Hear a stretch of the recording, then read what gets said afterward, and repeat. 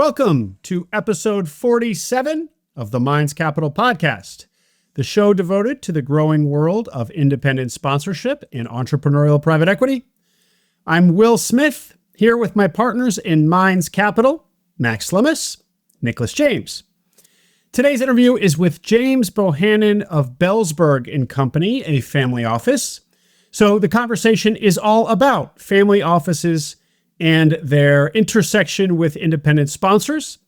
James pulls back the curtain on the motivations of the professionals at family offices and how they approach working with sponsors in 2026 now. I had James on Acquiring Minds a few months ago, and I was thrilled to get him here on the Minds Capital podcast. As you will hear, he is a natural communicator and educator, so I found this interview to be a treat and an education. Nicholas, was there anything about our conversation with James that struck you? I thought the episode he did with you on Acquiring Minds is one of the best podcast episodes I've heard ever, anywhere. Congrats to you for that, and congrats to James. So it's an honor to have him on the Minds Capital podcast as well, where we kind of try to peel the onion even more on that first conversation. One of the many points he makes is that family offices are tight-knit. It's a close community. They know each other. While it's hard to get to know them from the outside, on the inside, once you're there, they really know each other. And so he points out that if you onboard a family office investor for one deal, you better have high confidence that they will be there to support your future deals as well. Because if they don't, it's a question mark for other family offices, and they will go and ask them, why aren't you investing in this deal or that deal? And so I just thought that was interesting to hear. Of course, it's great to hear as an investor that other investors are doubling down or continuing their support. But in the family office world, they have the ability to know this through back channels as well. And so don't just accept any family office or any investor if you don't know for sure that they have the capacity or the strategy or foresight to continue to support you on your journey.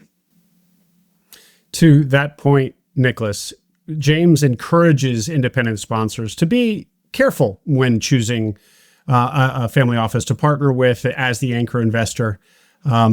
Specifically in the conversations as you, a sponsor, are talking to, raising from family offices, he encourages sponsors to ask questions of the family office, what their motivations are, what their structure is, what their strategy is, what their track record is.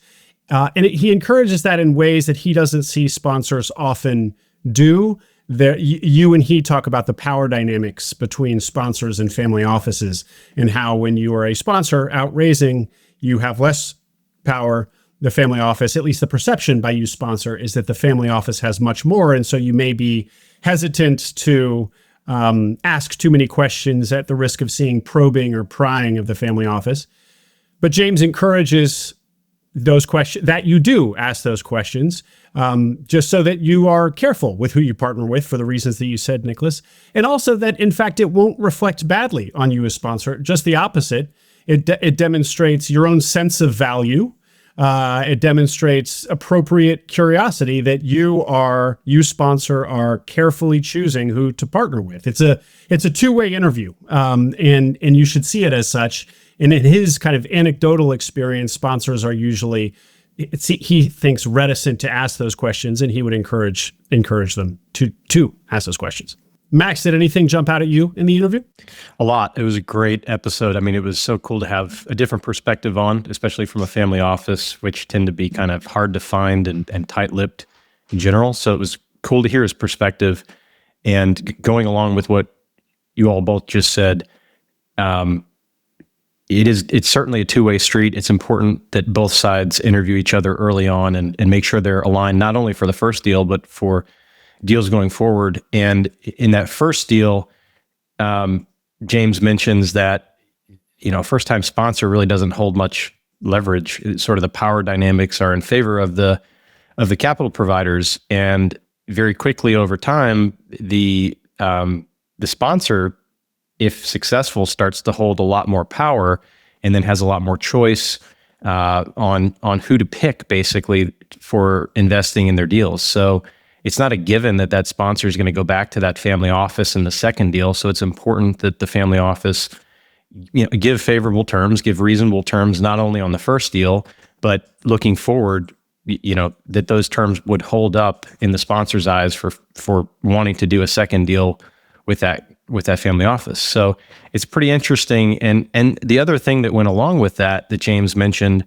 which I just thought was fascinating, was, I hate to say envy, but there is kind of some envy at these family offices with some of the employees that are working for the family office, yet holding a lot of cards, making investment decisions and helping to pick winners with sponsors. But they see these sponsors again and again coming in, taking huge risks, and often being really successful. He said sometimes, making, $50, $100 million over time.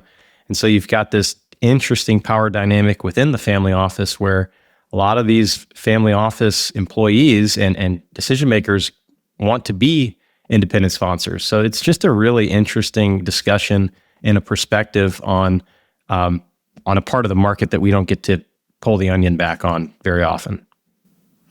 I loved that point in that segment of the interview. And so just to, I think, underline a key theme of the whole interview, that sponsors, particularly first-time sponsors, probably have more, I don't want to say leverage, but more to offer family offices than they might think. So you can walk into those interviews with a little bit more self-confidence than maybe you are inclined to sponsor.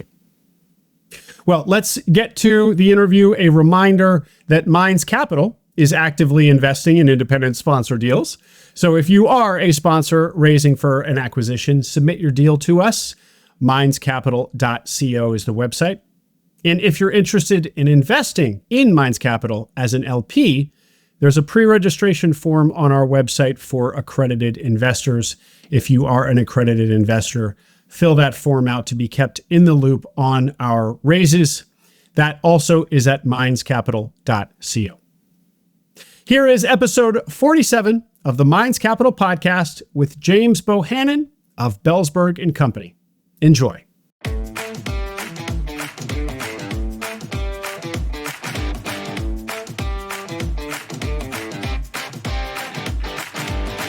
Welcome to the Minds Capital podcast, your connection to the growing world of independent sponsors and entrepreneurial private equity. We are your hosts, Will Smith and Nicholas James. James Bohannon is a senior vice president at Belzberg, a family office in New York. James was a guest on Acquiring Minds last fall, just a few months ago, where he provided a primer on family offices from the perspective of searchers. Independent sponsors are already quite familiar with family offices, but we thought that there would still be a lot they could learn by hearing directly from James about family office participation in the independent sponsor market, which has always been a feature, but just seems to grow year over year. So we invited James on this podcast. James Bohannon, good to see you again. Welcome to the Minds Capital podcast. Great to be back, this time with Nicholas. Well, let's start the conversation, James, with some observations you'd made about this year's McGuire Woods, where you and I had the opportunity to meet in person. You had said to us in the pre-call that there are more fund of funds than ever targeting independent sponsor deals. Say more, please. Yeah, it's interesting. It was probably my fourth year going, so I've watched third or fourth, I'm not sure, but I've watched the ecosystem develop and particularly that event.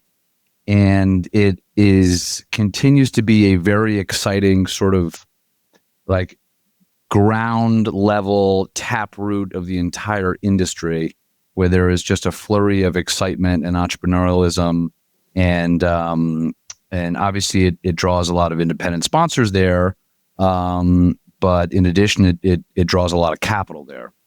I think everyone is recognizing that the lower end of the market is where there can be juicier returns because deals are cheaper, companies are smaller, and sponsors can add more value.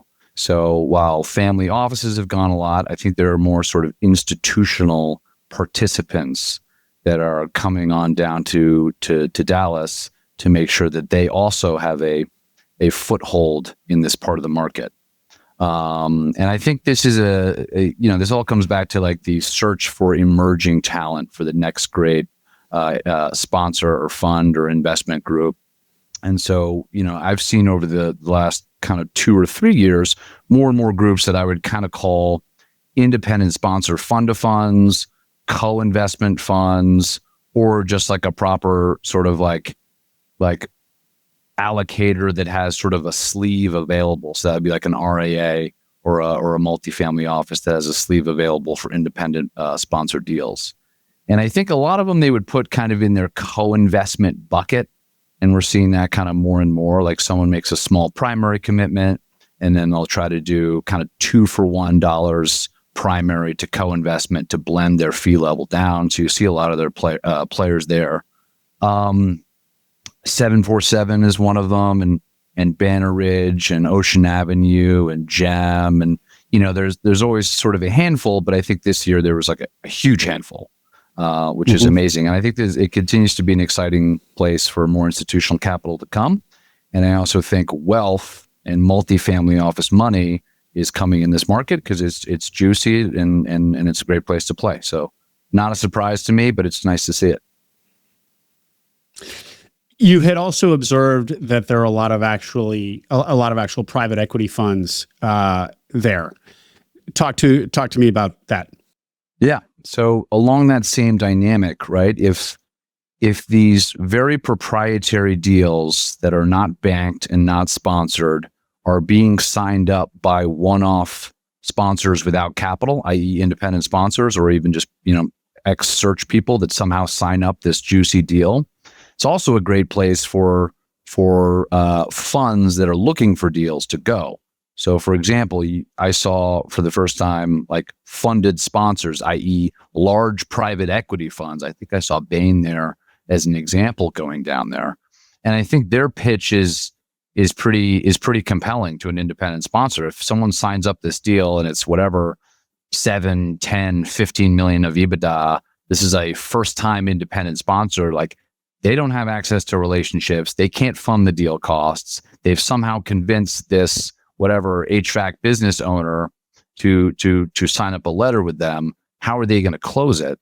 And so I think if a Bain or a larger group can go to them and say, look, we'll co-GP this deal with you. We will fund those deal expenses. You can put this on your track record. You can say you did a deal with Bain and we'll do it together. So as sourcing becomes more and more competitive, a good place to just go is where people have deals signed up. And that's going to be at McGuire Woods. And so the Bains of the world, the GPs, are there looking for independent sponsors with deals signed up and to kind of reframe what the sponsor thinks they're looking for, which is a check, into more of a partnership. Exactly. And I think a lot of the industry has gotten more collaborative, i.e. if you're out there and you're just looking for capital providers, I think a lot of people will say, well, look, I can go to like, the capital can either come from a family that has it, but I could also go to just a PE fund. Like they have the capital, they have to deploy it.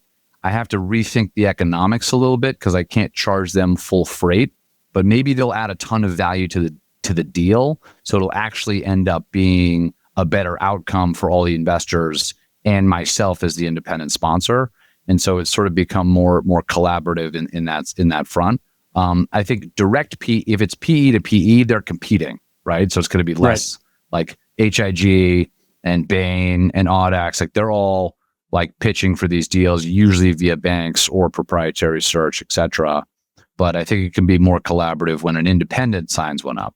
Why don't we take this moment now, James, to just kind of define the buckets of capital providers as you see them. So we just hit on one, the fund of funds is 2, family office is 3, but maybe if there are more and expand on each of those, how do you see the options for capital for independent sponsors in 2025?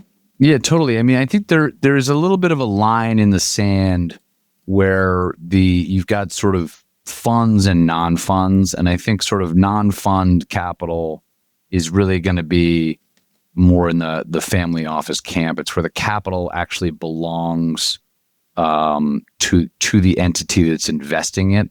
There is no capital raise process. While there is an embedded management fee, i.e. the team has to get paid, a family office has to get paid, it's just a different incentive structure. And that's kind of, I think, what identifies the two different types of capital. That's the line in the sand that I would say. So family capital just thinks of it differently. They don't have to invest, right? The team wants to invest because the team is usually going to get paid when capital goes out the door and in the ground, but they don't have to. They don't have a ticking management fee. They don't have a deployment schedule. They don't have to, get one more deal done because they're in Fund 6 and they want to be raising Fund 7 in the fall, et cetera. So the timing and the feel and the incentive is sort of different. So I think that line kind of separates what I would call like the family office capital over here versus the rest of the capital. And the rest of the capital is essentially funded capital. And funded capital can be a handful of ways. It could be a fund of funds. It could be a straight private equity fund, as we just described. It could be a multifamily office. It could be a co-investment fund. It can be an opportunistic sort of slush bucket that manages alts, directs, and co-invests for a handful of families. It can kind of be all the above. And so what are the advantages of going with funded capital as opposed to family office? The way you just described family office seems like it would be ideal. No, good question. Yeah. No timing, I guess family offices are notorious because they don't have to deploy capital. They're notoriously non-committal, maybe harder to wrangle them. But if you can get the capital from family offices, what is the advantage to going anywhere else? It's a great question. I mean, with every advantage of family office capital, there's an equal disadvantage. The fact that they don't have to deploy capital can be great, but it's also like if you actually have the partner in, you'd almost rather have someone that wants to deploy 30 million every vintage that you have, right? So having a funded capital partner can have its advantages as well because you know that they need to deploy capital at a regular pace. And you know that they're going to do that through independent sponsors or whatever partnership, we're talking about here. So they're pretty reliable that as long as you perform and hit these hurdles and you're honest and a good communicator, you can rely on them coming in sort of every single deal. Now, you can obviously have the same relationship with families, but there's some unforeseen things in families that you can't account for. We talked about them, last week. If the head of the family passes away and gets split into 3 different family offices, if they have a big shift in their focus and they no longer want to do buyout, like that's less likely to happen in a funded capital pool where there is a set mandate for a certain amount of time. It's almost like the parameters of that capital are both a positive and negative. Mm-hmm. You also are going to get in the case of doing a deal with a funded sponsor or even a sophisticated multifam, they're going to have very robust programs, right? They're underwriting a lot of funds. They're going to have institutional level diligence. And now, look, that can be a pain when you're going through the process, but it can also have benefits for having them be a partner, et cetera. So, James, independent sponsors have a lot of capital providers to select between. Sure. How do they know who to trust? We have heard repeatedly on this podcast from sponsors who have signed up, often with a big PE fund, for instance, only to find that down the line, this PE fund doesn't actually support them in the way they said they would, or hasn't worked with independent sponsors before and have a little bit more of a competitive versus collaborative mindset. So how do you know who to go with when you're an independent sponsor? That is a great question. I think it's across this entire industry, and particularly the private markets, it is such a people-oriented business. I know you can say that about any industry, but when you're dealing with the private markets, it's all about relationships, right? And it's all about getting to know your partner. I mean, LP and GP, people forget the P is partner. It's a partnership.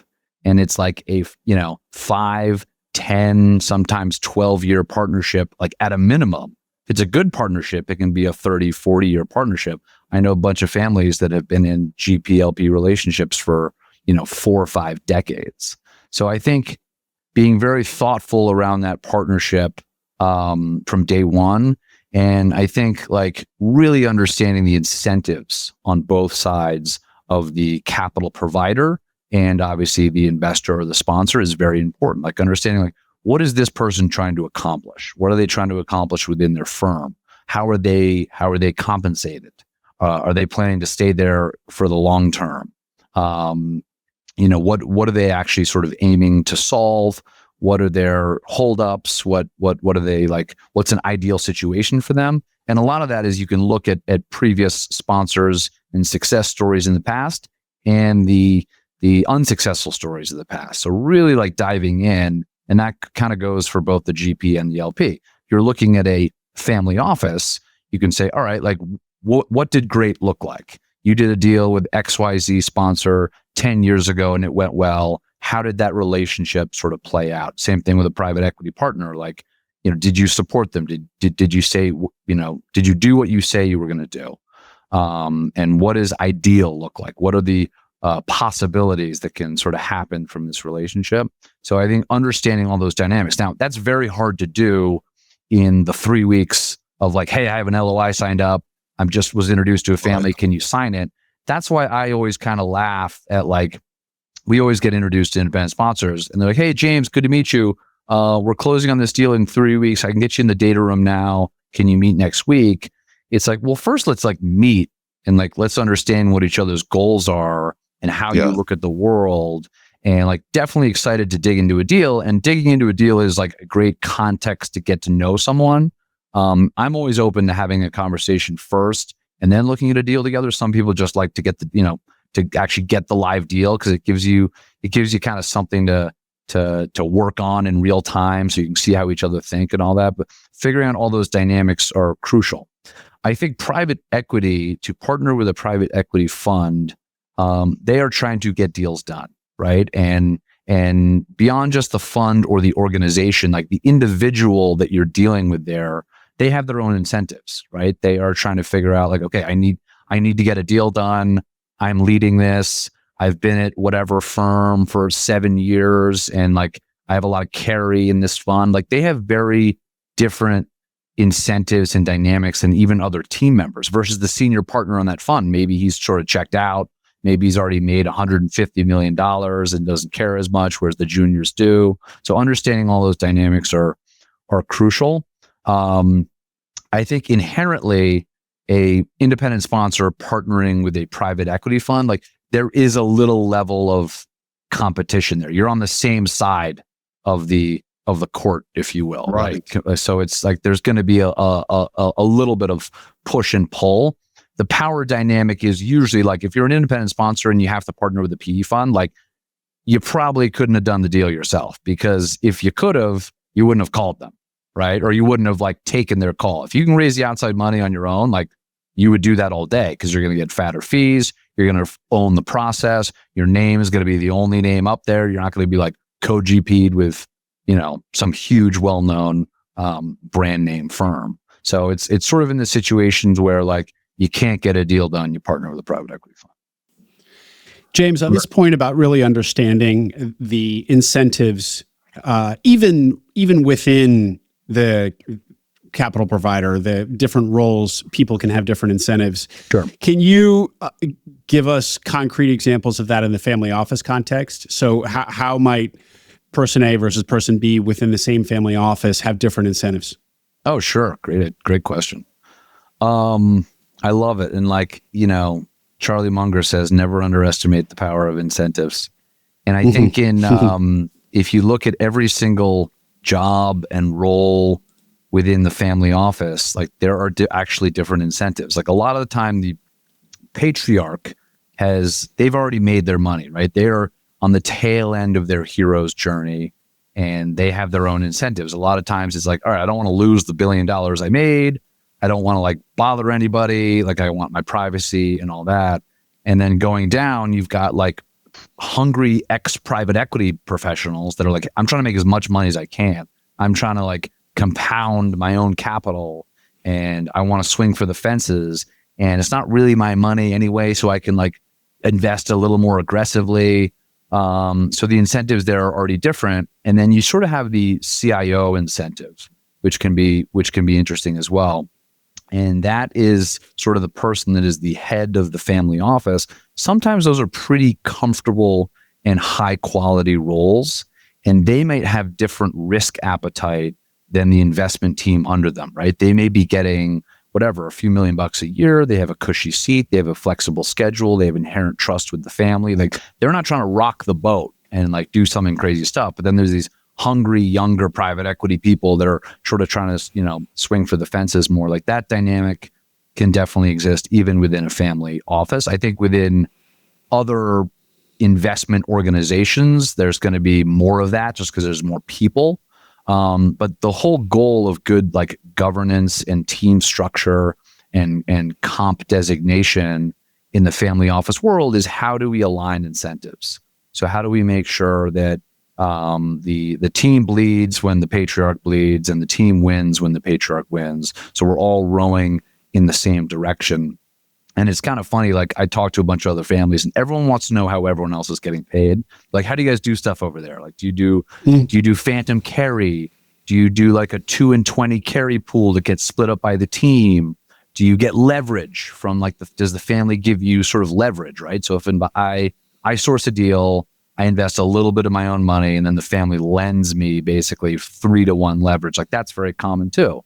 And a lot of it is kind of mirroring the private equity industry. All these like structures were created in like pure PE, and because these are all ex-PE people usually, or hedge fund people, they're trying to mirror that on the family office side. But again, you don't have like the enterprise value component here. You have an evergreen entity that is representing a family's sort of interest for a certain stage of their life. But I also think the goals of the patriarch or the family, I don't know if, those are crucial to understand, right? Because sometimes they are, multi-generational families. I mean, in the US, we are still pretty young as a family office center. I mean, if you look at Europe, there have been family offices there for 1,000 years.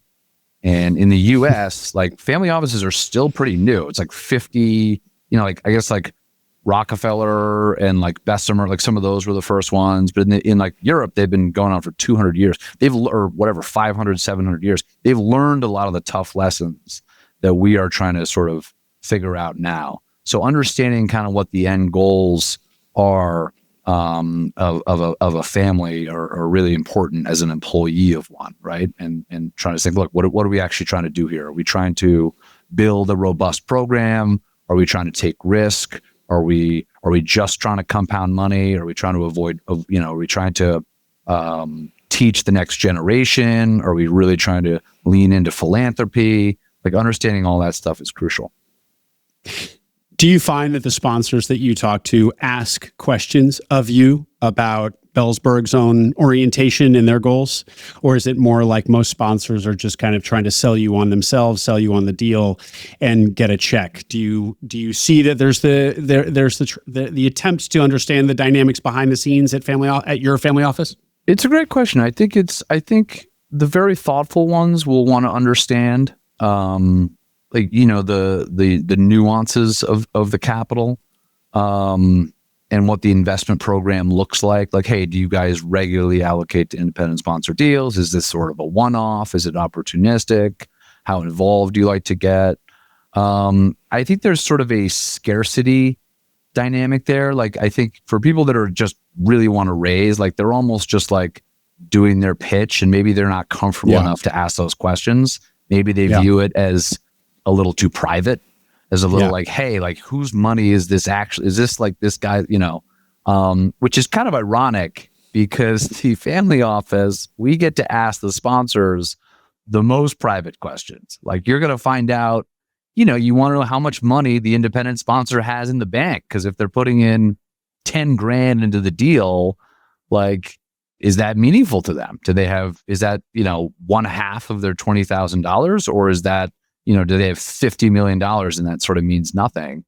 And so there's a very like personal and in-depth review and get to know process with independent sponsors. Not to even mention the background check, right? And for us, like we speak to everyone that anyone's ever done a deal with, right? So it's like we're gonna speak to everyone, like aside from the third grade teacher, we're gonna tell you about that. It's gonna be an amazing, fun process for us because we get to meet all these cool people and hear the stories. But you kind of have these like real heart to heart moments, like what are your goals? Where do you stand now? Where are you financially? Because they're taking this big risk, and you're going to be their partner along for it. So you really want to understand how a GP thinks and feels, and how they're going to bleed, and what they really want, what they're solving for. Do they want to have a fund one day? Do they want a huge organization? What's their family life like? All that. So it's kind of funny you bring that up because it does get very personal. And that's part of the fun part for me. And that's why they call it dating. You're kind of dating, you're getting to know people a lot because you have to understand those tough questions. Because some funds are going to last longer than a lot of marriages. Well, it sounds like one takeaway for the audience from this conversation would be, use your discretion, but don't be too shy about asking questions about the motivations of the office and the incentives there to try to understand it, that you'll not only get hopefully valuable information, but that the family office, your counterpart at the family office is not going to give you a demerit for prying, but actually probably consider it more thoughtful. Not unlike a job application where, the novice would-be employee is scared to ask questions, but in fact, the HR person wants to see curiosity and wants to see them asking questions. It's a great point. And it's funny too. We do get asked a lot, like, can you tell us about some other deals? Or sorry, we don't get asked as much as I would think. Tell us about, have you invested in similar deals like this in the past? Like, what does it look like? Can you, what does your program look like? Are you supportive LPs? Do you sort of, because a lot of what sponsors want is an LP that's going to be supportive, i.e. you're going to do my first deal, I'm going to make you some money. If my next deal comes along, will you be there for it? Because in an ideal situation, if someone's there for deal one, you return on that promise. You want their support going forward. And there's this weird nuance in our industry. Like if someone doesn't do your next deal, it doesn't look good, right? So like if you're not going to do someone's next deal, even though they delivered, like they've got to figure out why, right? The market's going to want to know why. So ideally in early days, you want to say, look, if I am the sponsor, if I do well, I deliver you your whatever 3x net return, like ideally you're going to be supportive in my next deal and we can sort of follow this path together. So understanding from the sponsor's perspective, like what does successful look like to you guys? What does your program looks like? Have you done multiple deals with the same sponsor before?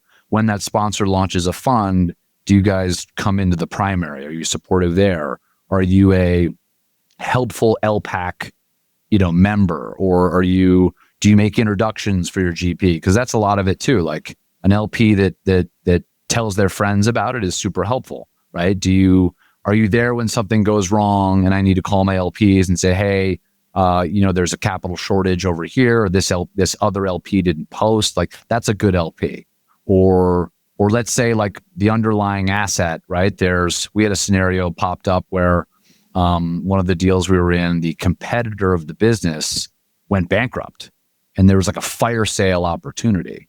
And the sponsor called us and was like, we know you guys are really plugged in this particular broad industry, and so is your principal. Like, this is a huge opportunity for us.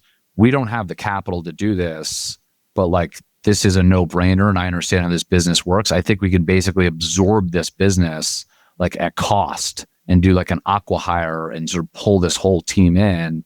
Like, if you have a good relationship with your LPs, they can make that call, and we're obviously receptive to that, and we'll all like do that together. That's where the partnership really comes. Well, I guess the lack of questions has to do with the power dynamics, right? And so the power dynamics when you're raising capital is that you really want that capital, and your pitch is usually pretty tight and certainly not interrogative on family dynamics on the back end. Now, that said, the power dynamics, especially versus an anchor, actually only get worse after you sign them up, right? Because as the deal progresses, you're going to rely on your anchor investor not to pull out. Yeah. And that's, I think, where we have heard from other sponsors. There are cases where a family office or a PE fund or a lender pulls out very late or outright steals the deal. I'm not going to say that happens overly often, but that's the scenario that many people are concerned about, and also why many people prefer to syndicate their deal with many investors versus signing up a deal with a big family office that they don't yet know. So what are some of the signals they should be on the outlook for before signing them up? And also throughout the LOI, as they collaborate, what are some of the signals that, this is, I don't like the power dynamics and how it's evolving in this situation? It's a great question. And power dynamic is such a big part of it. And the power dynamic is sort of like, it starts out like this, and then it sort of shifts and it like modulates as the investment sort of happens. I think, look, there's going to be investor concentration issues, just like customer concentration issues. If one customer or one investor is 90% of the capital, like you are so reliant on them to get the deal done, like you better, they recognize that, right? And there's probably going to be some incremental economics given to the anchor, i.e. a seed stake, a GP stake, or a rev share arrangement. That stuff happens all the time. And so like just understanding those dynamics and those nuances. And I think if the anchor knows that they are a key part of it, and if they pull out, like that's kind of their part of the bargain. I think it's a small world. It's a small industry, especially like this part of the market and the amount of sort of families and sponsors. Like everyone wants to behave well because they know that if they don't, word gets out, like never deal with those people. They don't say what they're going to do. So as I said in the beginning, it's a trust and reputation game. And even amongst the family office, like cohort, if you lead someone on and bail out, like there better be a good reason, or you're just, people are going to ask, like, look, these guys weren't good. They weren't good partners. They bailed out. And if that sponsor goes on to have an unbelievable reputation and success story, they're going to, kind of that reputational damage will be there for the LP. Because as the LP, you need an amazing reputation too, right? You want to be the first call. You want to be when the next whatever Alex Sloan or Garnett guys go out to the market, like you want to be on the short list of people that you're like, oh, talk to this group. They've got a great reputation. They were super supportive. And if you sort of pull out as the anchor, that's crucial. I think like what can sponsors look for to mitigate some of these risks? I think kind of goes back to what I said before. Like they should talk to other people they've done deals with. So when I talk to a sponsor, I'm going to want to speak to all of the capital providers that they've had in previous deals. I'm saying, hey, how did they behave? How did things go? How did they act when things went well? How did they act when things went badly? I think that sponsors should do the same thing. Sponsors should speak to other sponsors and say, hey, were these guys good investors? Did they post when they said they will? Were they sort of supportive, or were they a huge pain and diligence? Like, right? So it's kind of a two-way street. It's really like dating. The other funny thing I'll say about power dynamic is like at the point when the independent sponsor comes to the big fancy family office, there's like this power dynamic. The independent sponsor maybe has an LOI and they have no money and they're looking up at this like big pocket of capital. Like, I just have this thing, like, please kind of make my dreams come true. But like secretly the family office investor is looking at that independent sponsor like, man, this guy's going for it. And he's really taking a shot. And he's like, this is day one of empire building. And I'm not saying they're jealous, but there's always a little part in every family office investor is like, wow, this guy's out there and he's taking a shot. He's building his own business. This is day one. And like, I'm either going to be along for the ride or not, or maybe one day I'll go. Like a lot of people leave family offices and go buy a business themselves because they've seen 30 of these guys come through their office, sign up the first deal, and make 50, 100 million, whatever dollars over the years. There's a lot of capital here. There's a lot of sort of money to be made. It's private equity, it's finance. So that naturally happens. So you have people not only leaving private equity jobs to go buy a business, you have people leaving family office jobs too. So the power dynamic shifts a little bit. So in those early days, It's kind of like the anchor or family office investor sort of has all the power, but like pretty soon that private equity sponsor is going to be out earning that family office investor, right? And then they own their own firm. And then all of a sudden they're CEO of whatever small private equity fund, and the power dynamic shifts. And then now there's more other family offices in there. And so I'm like the allocator. I'm like, well, hey, I was there on day one. Like, remember me? Like, I helped get you into business. But now that sponsor's like, well, yeah, now I got some institutions, I have some endowments, and Tomasic come in. Like, times have changed. Like, I know I needed you back then, right? So like the journey that these two groups go on together is so funny. And ideally, you pick a winner in early days, right? And the power dynamic does change. But when there's good partnership, both should recognize that they're sort of going through this process together. You mentioned that if you take an anchor, instead of syndicating your equity stack, you're going to take a hit on the economics. Sure. Can you peel the onion on that a little bit? Exactly how do you compromise the fees if you decide to partner with a big anchor investor on the family office side? Yeah, I mean, I think if you're just speaking from the LP side, from the family office side, if you're going to be the bulk of day one capital, that there's a value in that. You're saving a lot of headache and steps for that sponsor. And you're probably, if you're the team, you're probably saying that's worth something, right? There's an inherent value there. And because my team's getting paid on net returns and we have our own inherent fee layer, like I'm going to try to capture some of that additional economic value in terms of maybe a fee discount. Maybe it's like, a little bit of the actual GP economics of the deal. Maybe it's a rev share. Sometimes it's just I'll anchor you and whatever, but I won't take economics. But in most cases, like this is now getting to be a competitive market.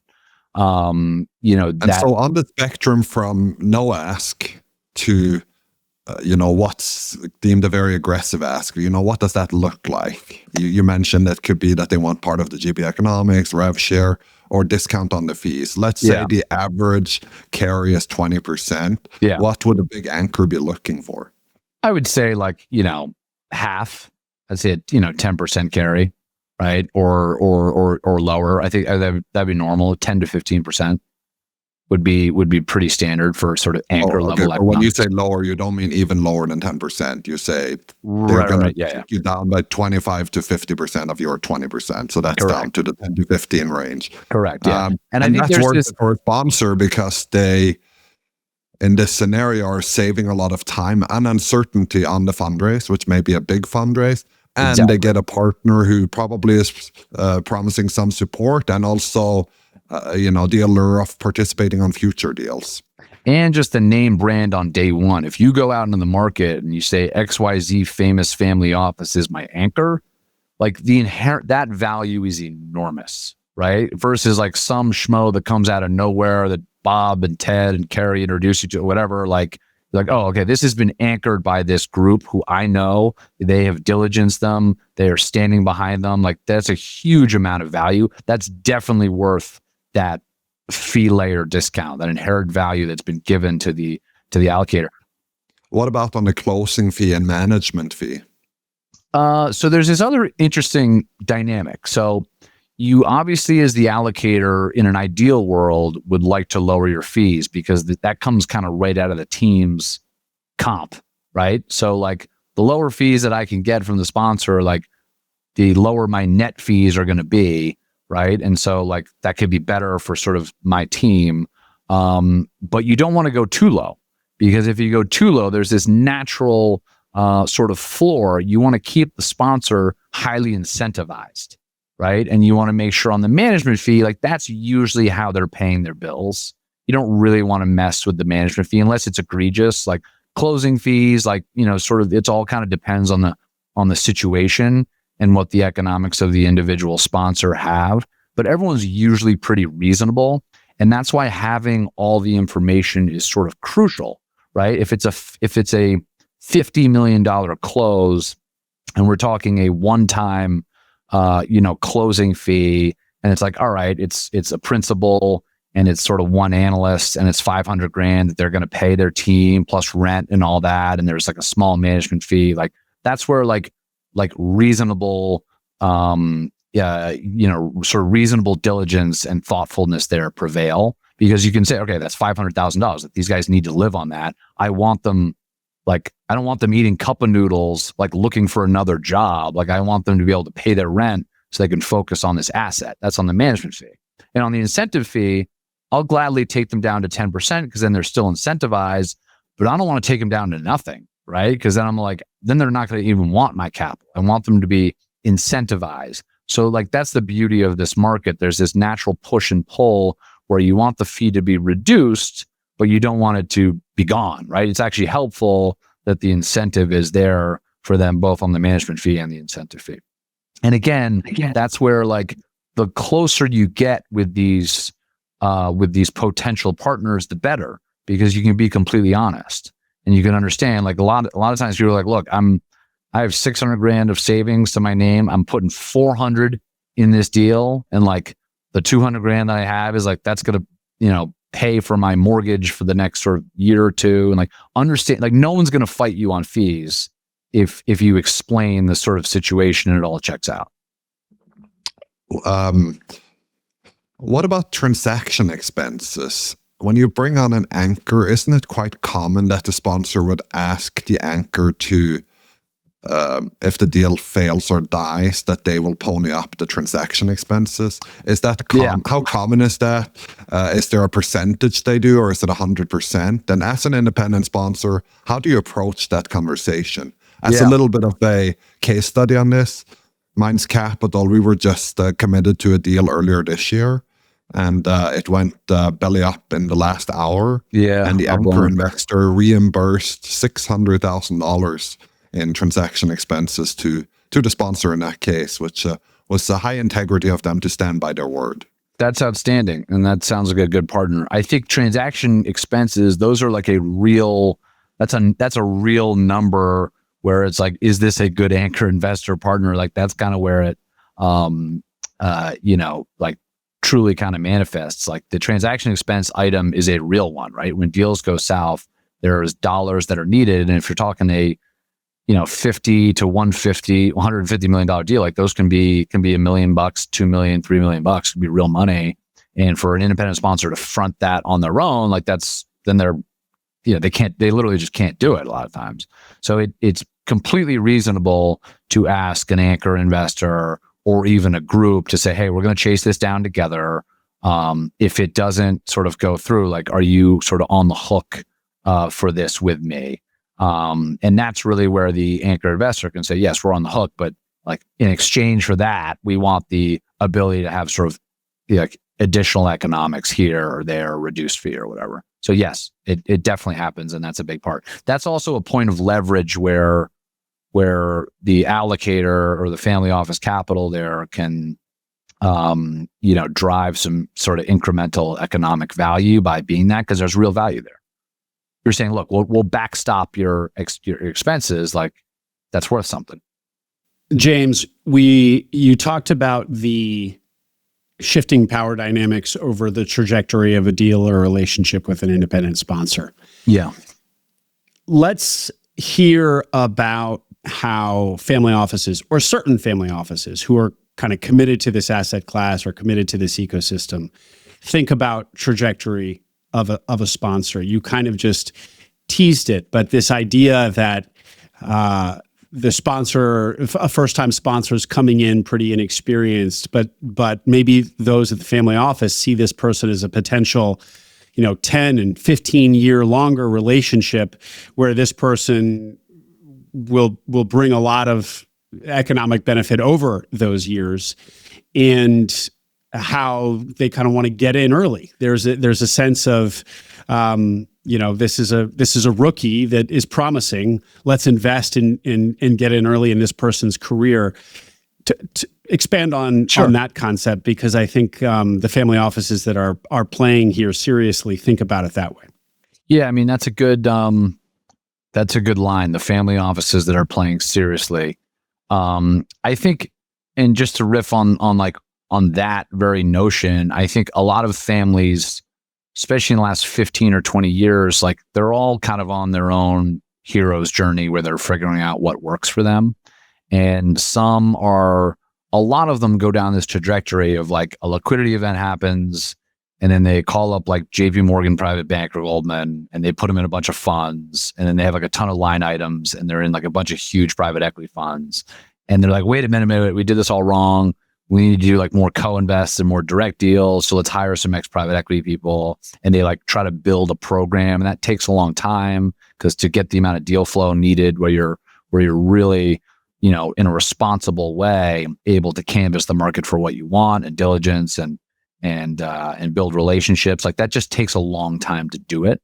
So the amount, then why that's relevant to your question, the amount of families that have a very sophisticated and robust independent sponsor, co-investment, direct and primaries program, there's actually not that many, right? Again, because the whole family office thing is all relatively new in the US. I mean, that's why we could talk to our European counterparts and we could learn a ton.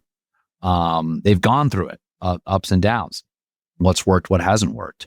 There are definitely some programs in the US that have very sophisticated, well-run private markets investment programs. And what a lot of those will look like is they'll say, we've got our funds bucket over here, our primaries bucket, et cetera.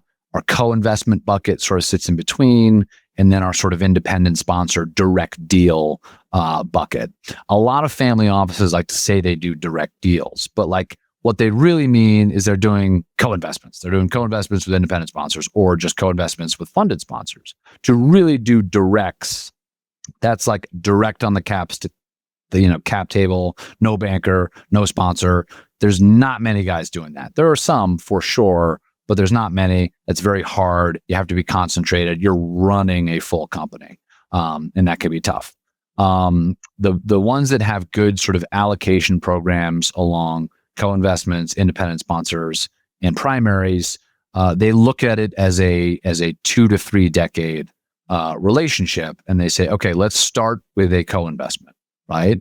Let's build a relationship. Maybe they just sort of launched. Let's sort of underwrite a deal together and let's do it together. And then maybe we'll do another deal together. If that goes well, let's help you get into business, i.e. raise a fund, right? And when they raise that fund, they can sort of dangle that carrot of like, if you do well with these 2 co-investments together, like we have a primaries program, so we could actually either anchor your fund or just be in it. In fact, if they have a primaries program, it's expected probably by the sponsor that these guys are going to participate in it, because why wouldn't they? They have who else is going to be better for their primaries program than the independent sponsor that just delivered whatever, a 3x net return on 2 different deals?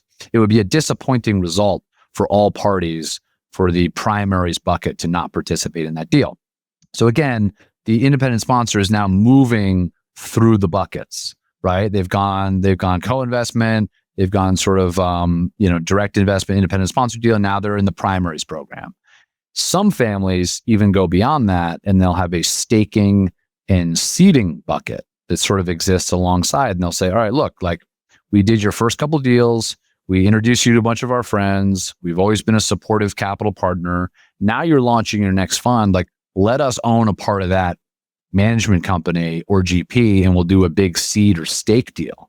And that's a real permanent relationship where you're a co-owner in that business because you've been along for the ride the whole time. That's an amazing model, I think. Like if you can really do that and be day 1 capital and then like day 10 capital, right? When things are really kind of hockey sticking, that's an amazing program. I know a few groups like that and think extremely highly of them. Those are robust build outs. Like you have to have, sort of like institutional quality people diligencing a ton of deals, going to all the conferences, rigorous follow-up and CRM work. They have to know all the new emerging sort of talent that's coming up. They need to do, fund analytics and all that. Like those are big programs. There's not a ton of those. But you do see this sort of this growing alongside many of the other trends we've seen in family office. I think you put that as kind of there are a handful of family offices that are trying to build a brand around being the partner of choice. Definitely. With this kind of very long-term view where they really cultivate a sponsor into eventually working through those buckets, ending up in the primary bucket. Primaries bucket. Oh yeah. And it all comes down to the fact that like on these more emerging talented sponsors, you're just going to get better returns, right? And the businesses are smaller, the deals are cheaper, the sponsors can add more value to these companies. Like things are just juicier at this part of the market. So if you have a lot of capital and you want access to this juicy part of the market, you have to figure out a mechanism to put capital to work there. And this is how you do it. A lot of people say, you probably hear this a lot, like, oh, big PE, the returns aren't as good. And Apollo, KKR, and Blackstone, like, so the retail money is sort of going in there and fundraising so hard for the little guys and all the capital is being just taken by the big private equity funds. Like, yes, that's true. The big are just going to keep getting bigger. But I also think that like private equity as an industry has always been about the young, hungry, risk taker, the defiant one, the one that steps out and takes a shot and buys the small business. Like that's always where like the exciting part of private equity has been.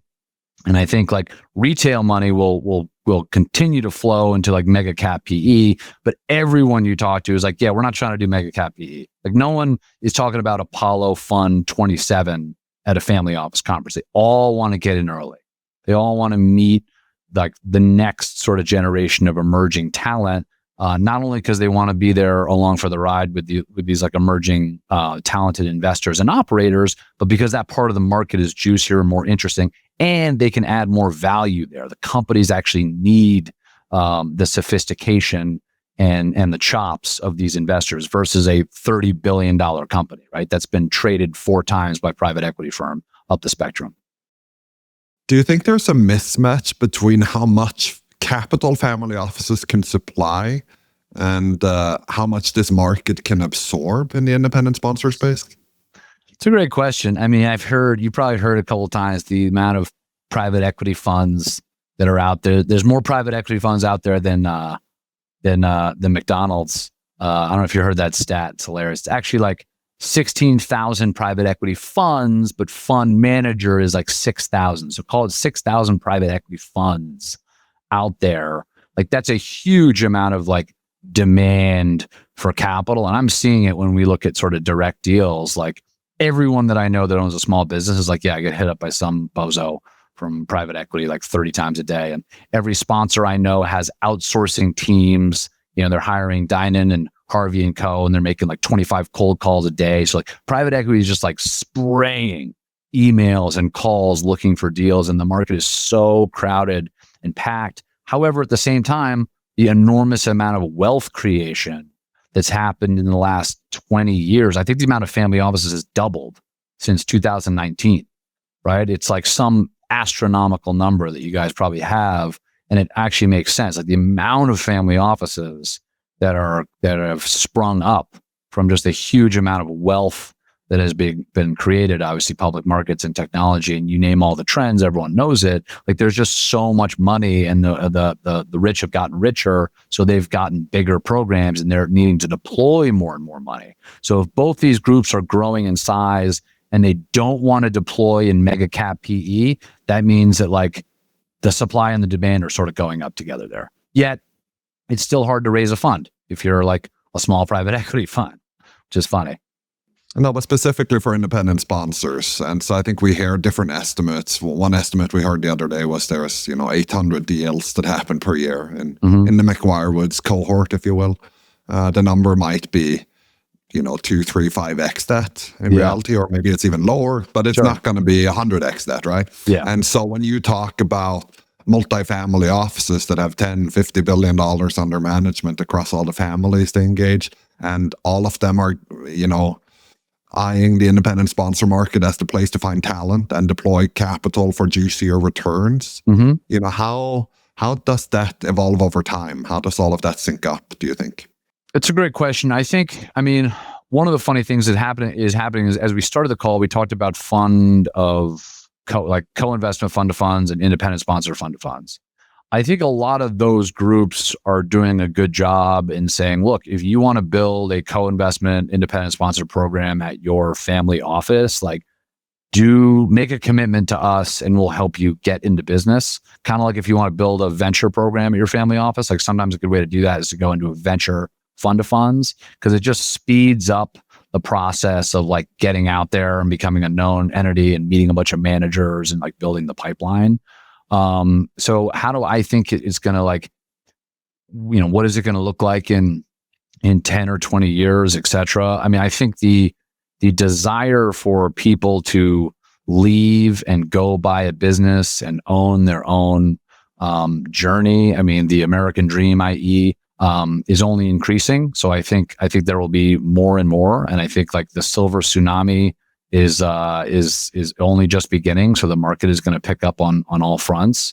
I think there will be entities and funds to service those family offices and sort of and different platforms as they want to build new programs, but it's only going to mature across the board.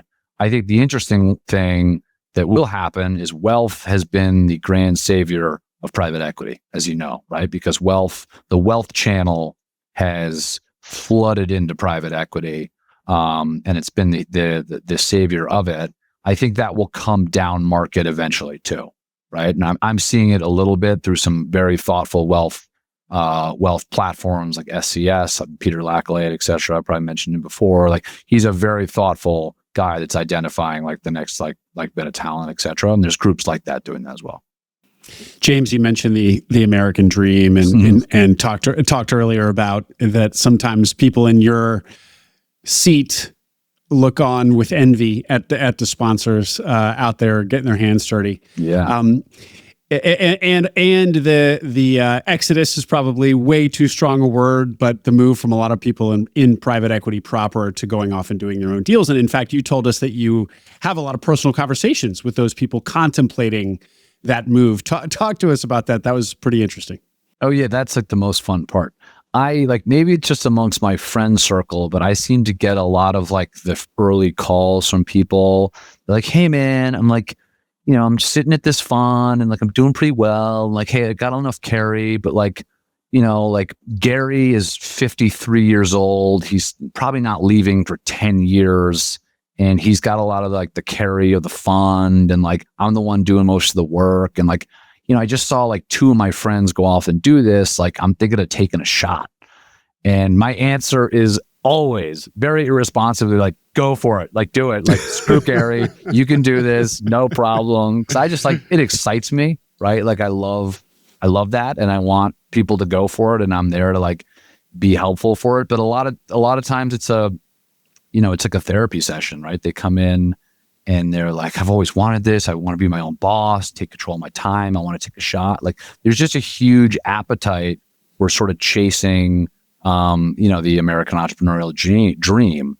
And I think like ETA and search and private equity, like sort of buying cash flowing assets, de-risks a lot of the stuff of like, the 10% that make it, right? So you can actually kind of have the best of both worlds. And really the only constraint there becomes the capital. So they're kind of coming to me usually because I can help them in some way think about where the capital would come from. And I love those conversations. And I don't think that's slowing down. I think there's just more and more demand for people to start their own businesses. I think it's easier to get in front of families now than it used to be, like just because of the internet, because, even podcasts like yours and this, like there's more knowledge on the industry. And there's just like kind of less barriers to entry. So more people are going to go for it. And I love having those conversations and I welcome them. And I think it's important for people to really, do some self-searching and understand, like, do I want to build a business? Because I'm not just buying a business, I'm also building a business simultaneously. And I think what people fail to truly understand when they're sitting inside a private equity firm is getting the capital is kind of all that, like, it's binary. If you can't do that, you're not an investor, right? It's almost saying like you have to be able to figure out how to get the capital. Even though that was done for you at your previous shop, like you are now solely responsible for that. You can't really hire a capital person. Like you are the storyteller. And if you can tell a good enough story, you can be successful. If you don't, you won't be successful. So if you don't think that's for you, and like prospecting and calling families and following up and showing a lot of like enthusiasm and conviction, like if you can't do that, like you will not succeed in this business. Like every great founder of a private equity fund is like a capital raiser, right? And so and that's what I try to coach people on a lot. And so if that muscle, because a lot of people are like, well, I'm an investor. Like I'm not really one of those people that raise outside capital, solicit money from other people. It's like, no. This is all it is. The entire industry is two things: finding a deal and finding capital. And now finding a deal is hilarious because it used to be like this like gentlemanly banker sort of process. Now finding deals is like straight up cold calling. It's like, I was talking to this great sponsor the other day. He's like, I don't hire investment people for sourcing. I hire ex like tech sales bros who are pounding 45 phone calls a day, because like that's what finding a deal is like now. So a lot of like the like sophisticated, dainty investment work, like that's all going away. Not going away. But it's like, it's just not as important as the people. That's why I like this industry. Finding a deal, you get through people skills. Finding the capital, you get through people skills. The underwriting, like once you got the company and underwriting in the deck, of course, there's a lot of high IQ diligence and thoughtful operational work in doing that, of course. But signing those two crucial pieces up, the deal and the money, that's all through people. So the EQ piece is very important. Well, thank you for coming on, James. We'll put a link to your LinkedIn. That's how you and I connected. I assume that's a good, as good a way as any to reach out to you for the audience. Maybe you'll be coaching a lot more people listening to this to go out there and become independent sponsors here in the next couple of months. We really appreciate you coming on, James. Good to connect again. Thank you, Will. Thank you, Nicholas. Great to see you. Hope you enjoyed that interview. For more like it, subscribe to the Minds Capital podcast wherever you listen to podcasts. You can also watch us on YouTube.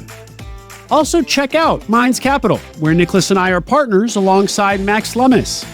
We invest equity in independent sponsored deals. So if you're a sponsor with a deal under LOI, please visit mindscapital.co to start a conversation. There's also an investor tab on our website with information about future fundraises. See you in the next episode.